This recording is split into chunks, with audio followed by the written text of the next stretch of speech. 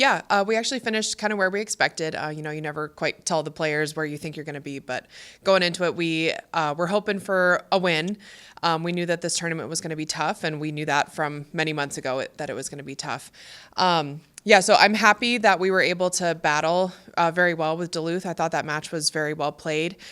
We had them on the ropes at a couple of different times, but Duluth. Suppose we lost a little bit of steam in the fourth set and we weren't really quite able to recover, but I thought at times we were excellent and we were very, very sharp with our serving game and we had a really good strategy. Just sometimes the home team finds a way. So that was one of those instances, but I was very proud of our team for battling, especially in that Duluth match. Friday was a bit of a whirlwind. Barrie was probably the most unique match that we'll ever play.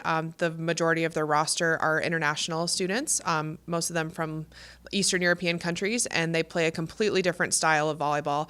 Very high, very methodical in what they do, and they ran a funky system in that like the middle was following the setter, so it just looks different than kind of what most of the teams that we play do. So we struggled a little bit just with all of the players switching on the other side, and I think we got distracted instead of just simply playing the ball in front of us. But at the same time, they had a whole bunch of people on their team that were well over 6 feet, and we had trouble defending them, and we had too many opportunities for open nets for them, so they were able to score too easily, in my opinion. But we definitely took a bunch of notes from it, and we know where we need to get better.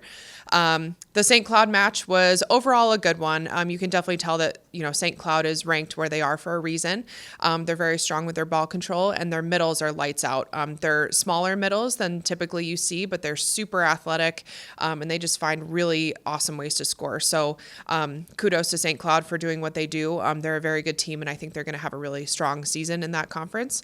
And then the challenge was essentially on us on Saturday to rebound. Our travel was a little bit brutal. We bounced between Duluth and St. Cloud twice.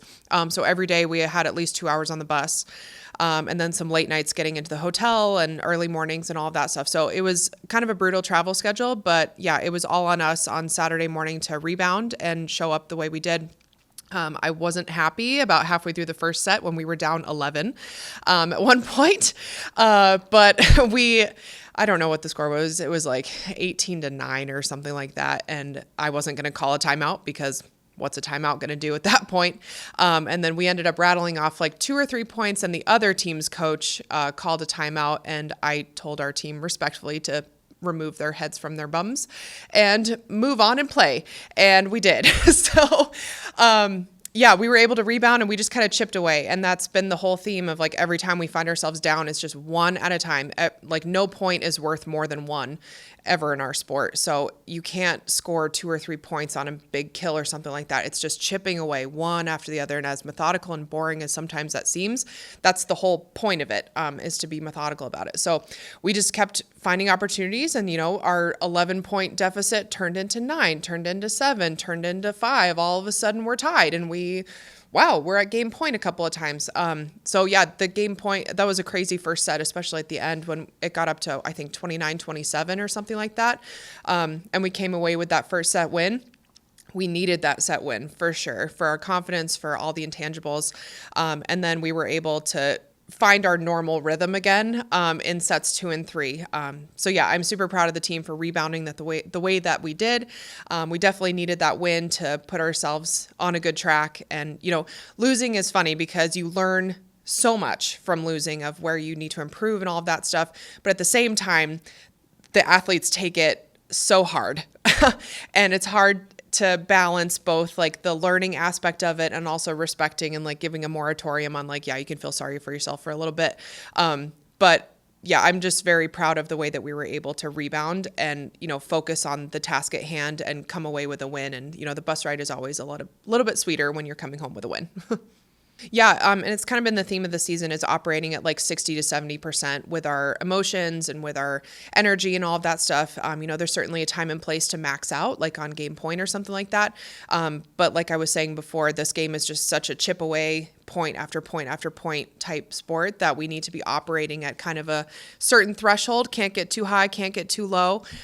So that was our mindset the whole time, was like, okay, don't get greedy. We're starting to get our rhythm. We're starting to rattle off a few points and get spreads of our own, but don't get greedy. We can't get too high, can't get cocky or anything like that. We just got to keep the pressure on them. And we were able to do that. I thought we were very professional in how we were operating. And then we had a decent enough spread where we felt comfortable throwing in some other people and some new faces. So it was nice to get nearly everybody in that last match. Yeah, it's nice to have options for sure, especially if one person is not doing their best one day. It's nice to be able to look down the bench and know that I've got a couple of people that I could rely on to come in for a spark. That hasn't always been the case on this team in prior years, but I'm glad that we're in a spot now that we can have options, and someone's allowed to have a bad day, or in their mind a bad day, and we can still come away with something quality. So yeah, it's nice to have options. Yeah, I like that. Yeah, her confidence is building, and I think that's going to be a season-long theme. Unfortunately, it's her senior year, but just transitioning to a new position in your last year is a tough one. But she's doing it with a lot of poise right now, and when she remembers her kind of like never say die attitude, then like game over. Like, she's going to take over.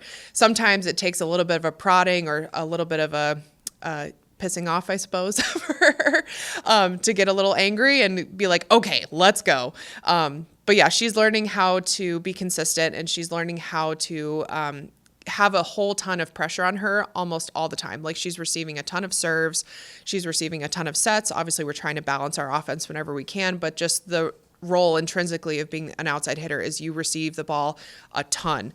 So she's learning and she's growing with the volume that she's had. And yeah, I think it's good so far, and we're excited to continue starting her this next weekend.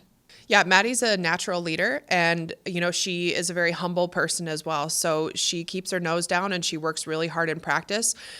She says enough to like lead her team along, but it's not overbearing or anything like that. Like, she certainly kind of knows her place as a freshman or as a first year person, but at the same time, she's very, very talented, and she's just been continuing to improve practice after practice. So it just got to a point where we're like, let's give her a shot. And she took her shot and she ran with it, and she was excellent.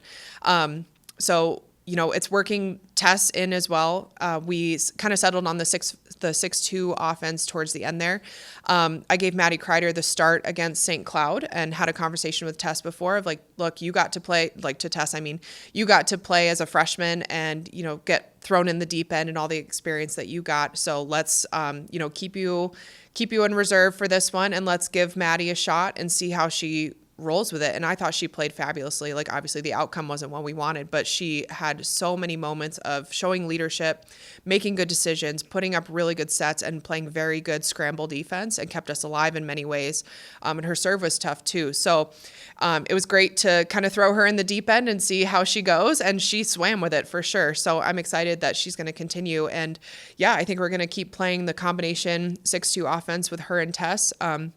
Yeah, it's just a little bit more of a balanced offense, and then it allows our setters to really focus on setting and defense rather than having to block and, dump and stuff like that, which they're not the tallest setters in the world, and that's not like their forte. Like, they're certainly good at it, but, blocking and defense backcourt defense is a little bit more their focus now.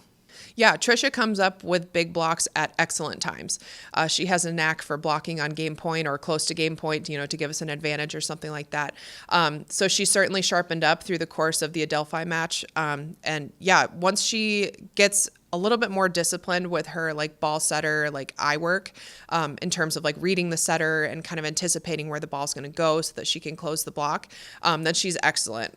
Both of our, this is always, but the middles are constantly working on being balanced, making the right choices, trying not to over anticipate and then get beat the other way. Because on the other side of the net, the setters are trying to do the same thing. They're trying to feel where the middles are leaning, and then they're going to set the other way. So for our middles, it's a lot of work of just being balanced and making the correct read, and trying to close the block as often as possible. And Trisha, I thought, really got better at it as the Adelphi match wore on. She started to get more block touches and started to block their middle as well. But yeah, she's really come alive. She's certainly settling into the starting role of a middle. I forget that she hasn't really been a starter for too much, but she's doing great. And she works really hard, and she's definitely like a servant mentality. Like she's just like, I'll do good with whatever ball you give me. Just give me the ball and we're good to go. Yeah, I mean, anybody next to Rachel is going to have inflated blocking stats. Rachel definitely found her groove with blocking in that Adelphi match, and we've been working a lot on blocking lately, and we'll do later today as well. But yeah, Rachel is such an asset on the right side, and the combination of her and Trisha is pretty deadly at the moment. So yeah, that's an exciting combination out there. Yeah, we're serving tough. We focus a lot on serving specific zones and not just like at specific people. It's like moving them short, moving them deep, different trajectories of the ball, just to try to mix it up. The serving and passing game is the epitome of volleyball, because if you can pass well, then you can set whoever you want. And if you're not passing well, then you're really only setting like one person, and the game becomes very one-dimensional and frankly easy to win. So every team is always constantly trying to win the serve pass battle. So that's the phrase. So yeah, our serving is a huge asset for us when we're on. And it's just a reminder constantly of like, you've got the green light, go for it, be aggressive.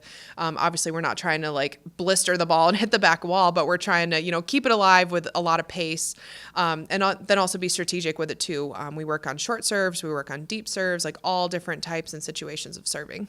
Yeah, every team in the GLIAC is dangerous, and Ferris is going to be a good test for us on Friday. They're coming off a couple of tough tournaments of their own out of state, and they were playing a whole bunch of top 20 teams like we were. So yeah, it'll be interesting to see how we match up. I know they graduated a lot of people, but they're the reigning conference champions and went extra far in the NCAA tournament. So they've got experience, and Tia certainly knows what she's doing. So that'll be a really fun matchup for us. And I haven't yet played in their newly renovated gym, so I'm excited to see that gym. But yeah, I'm excited for that one. I think we're going to match up well. They're very outside heavy. So we're going to be focusing a lot this week on defending the outsides. And then Davenport, we're just starting to dive into. They also had a pretty tough schedule. They went out to Colorado and played some quality teams. So yeah, Davenport's always dangerous as well. I believe they picked up some transfers over the fall, or over the spring, I mean. But yeah, that'll be a good test for us. Yeah, so it's just part of our core values, the trust in each other and, positive communication and all of those things. So it might seem a little bit fluffy, but we reinforce our values all the time. And it shows up, I think, in match time moments of like, we can trust each other and we can trust that we can do this, or at least make a push or get some momentum or something like that. So I think it all comes back to just like what you believe in and your core values, and just reinforcing it day after day after day. And I try not to get too high or too low either with my emotions, especially if we're down or something like that. I kind of stay neutral and forward thinking instead of like dwelling on whatever's going on. I'll make changes as needed, but it's not worth it to get down or upset or anything like that from my standpoint. So just goes back to like what we're practicing and making sure that we're practicing what we preach, I guess.